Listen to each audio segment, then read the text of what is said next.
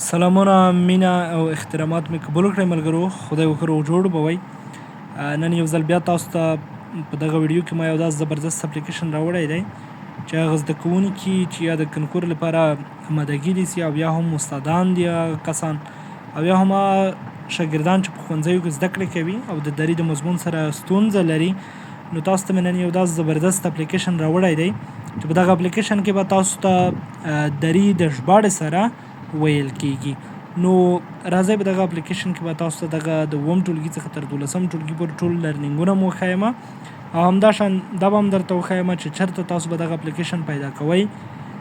نو لومړی خو د دې دپاره چې تاسو دغه اپلیکیشن پیدا کړئ، که چېرته زموږ ویډیو پر فیسبوک باندې ګورئ، لاړ شئ لومړي کمنټ ته. لومړي کمنټ کې زموږ د ټلیګرام چینل لینک دی. زموږ ټلیګرام چینل ته مو دغه اپلیکیشن درته اپلوډ کړی دی، په نورو ځایونو کې نه پیدا کیږي دغه اپلیکیشن.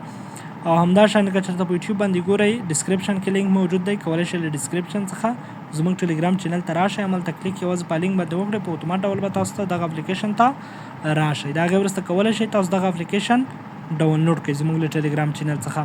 نو راځم په دغه اپلیکیشن باندې پیل کوم. دغه اپلیکیشن کې تاسو ته طریقه ښایم، ډېر ساده دی.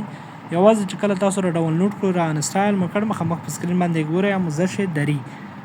نو په دې باندې مو چې کله کلیک وکړ، دلته به دا را خلاص کړئ. ګورئ د سر څخه د اووم ټولګي د دري درسونه، اتم ټولګي، نهم ټولګي ان تر دولسم ټولګي پورې لاندې وګورئ، دولسم ټولګي پورې. زه دلته راځم د اووم ټولګي دري درسونه تاسو ته دلته فلی کوم. درس اول ګورئ، یوازې به کلیک وکړئ. السلام علیکم. بسم الله. پلی شو. نو تاسو دا دلته کولی شئ او هم یې پلی کولی شئ. نو دغه اپلیکیشن کې کوم د دري درسونه چې دي په دري باندې ویل شوي دي، وروسته پښتو ته ژباړل شوي دي، یو له غوره اپلیکیشنونو څخه دی چې یو افغان ورور جوړ کړی دی.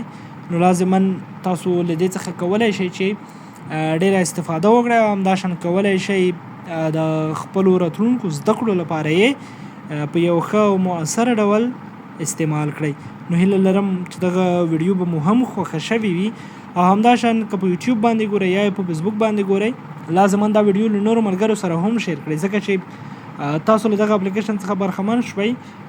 شاید داسې ملګري نور هم وي چې همدغه ډول اپلیکیشن ته اړتیا لري، هغوی به هم له همدغه اپلیکیشن څخه برخمن شي. نو لازما ویډیو له نورو ملګرو سره شیر کړئ. که چېرته د خپل اکاونټ څخه شیر کړئ، نو کیدای شي ستاسو یو څو ملګري نور هم له دې بهترین چانس څخه خبر شي.